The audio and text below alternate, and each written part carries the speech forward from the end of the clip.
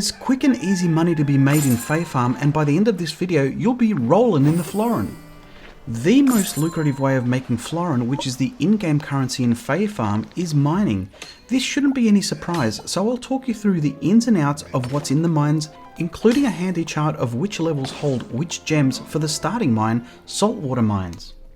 Before we dig into that, pardon the pun, let's go over some important information and game mechanics. Firstly, it's important to know that the game starts at 6 AM sharp every day, and yes, you're forced to go to bed at 12 AM, whether you like it or not. What you may not realize is each in-game minute is a second in real life. Each in-game hour is a minute in real life, which over the course of an in-game day is 18 minutes. So you've got to make quick work of each day. For this reason, I'd recommend getting into the habit of hitting plus to pause the game or bring up your pockets. This is a good one to note, particularly if you're crafting things, as time needs to be ticking in-game for things to be built. Be warned if you open your pockets in the mines while there are any baddies around, as they'll still attack you though the game is paused. I think it's a bug, but if you're listening, Phoenix Labs, please fix this. As you progress through the mines, you'll need to find a hidden switch to open the door for the next level. These are hidden under any items, including sand. Each day you'll have to start at level 1 and find it again, so I'd recommend getting enough stone and copper to craft a seal crafting station.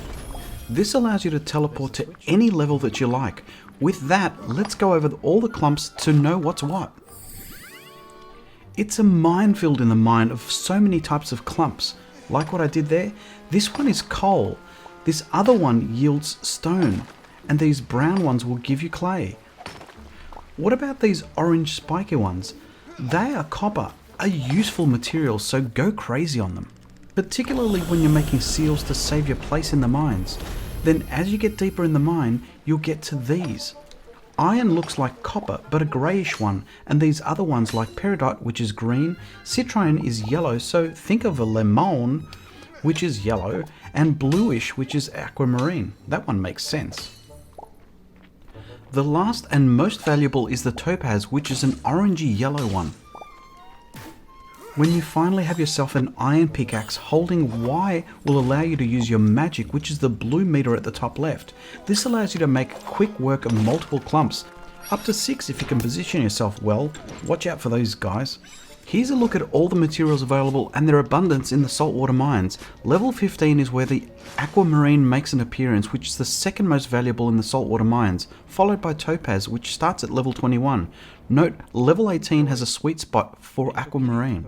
As mentioned earlier, to save yourself living Groundhog Day, make yourself a seal crafting station and you'll find the first 12 floors need a base of 12 copper seals, and the later 12 from 13 to 24 need an iron base.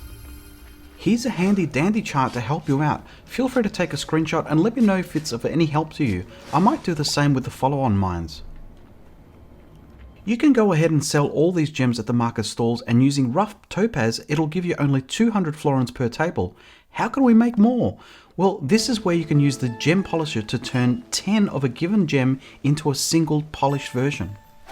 What are they worth, and why are you telling me this, I hear you asking? Well, here's the answer to that question. However, you might have noticed that these are rough gems. Turning them into polished gems gives you a 25% profit. I mean, that's pretty good, but it's not great. There are 4 tables to sell at, but more on that in a moment.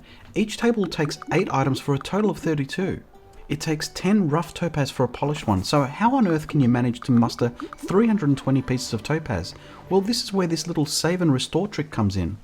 After clearing as much of the mines as you like, just leave the mine and bring up the menu with the plus option. You can force a save and then exit to the title. Once you continue the game, you'll be right where you left off. Enter the mines again, and I'd recommend starting at level 15, as to that's where the aquamarine kicks in. You can do this at least 3 times per day if you start early enough. I found it takes about 30 minutes in-game or 30 seconds for each level. Take note of the time when I enter the mine and travel to level 15. As I mentioned a moment ago, it takes me roughly 30 minutes in-game time per level for a total of about 4 to 4.5 hours in-game, but it took about 5 minutes in real life to clear the levels of the relevant gems. With 18 hours of in-game time, you should be able to get about 3 runs of this. Let me know in the comments if you managed to get more. Mining takes the energy out of you, but what I love about the game is the non-invasive way of replenishing your energy. Having food in your pockets will bring up this prompt to hit ZR to eat the food, allowing you to easily continue your mining.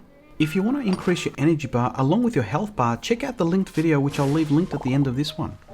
Either way, since you're potentially doing this a few times, I'd suggest loading high energy items or items you've got plenty of into your pockets. Speaking of food, there is a very useful food called the fish and mushroom soup, which gives you a +2 mining power and +2 mining efficiency. These are called buffs in the gaming world and can really up your output of gem collection. This needs mushrooms, so if you want to know where to find them, you can head to Spooky Woods and you'll see a batch of mushrooms there. You'll also need a food prep table in order to create the fish fillets and sliced shellfish, all of which are needed to finally make this useful soup. If you're wondering if it's worth doing the whole soup thing, here's what I got out of a regular haul from levels 15 to 24, and here's what I got using the mushroom soup. You tell me if it's worth it. It is worth telling you that the higher you get in your mining level, the more gems that you can get per clump as your efficiency level goes up. The efficiency upgrades every odd number in your progress. The mining power is how many hits it takes to break clumps, which improves on every even mining level as you progress. This is why the soup helps, as it temporarily adds +2 of each of these for the 5 in-game hours or 1 run of the mines. According to sources, the better the tool that you use, the more gems you'll get per clump. Most of this was done with an iron pickaxe for me, but if you upgrade to the next level, which I'm in the process of, you should get more. Regardless of the types of stone, they are all polished at the same rate. To that point though, it takes 1 whole in-game hour or 1 minute in real life to craft each polished stone, so just factor that in. In terms of time management, I'd recommend crafting a bunch just before bedtime, as that's 6 hours of overnight crafting to have it ready for you to sell in the morning. Now, if you do the math, you'll find that each table can only hold 2,500 florins each for a total of around 10,000. How can you make more, I hear you ask?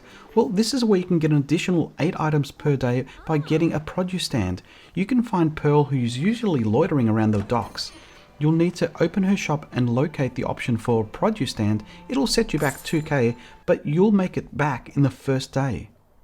It'll be automatically installed for you the next day for you to use it. You can get 1 produce stand per farm, which I understand there are 4 in total in Fae Farm. The second one will set you back 7k.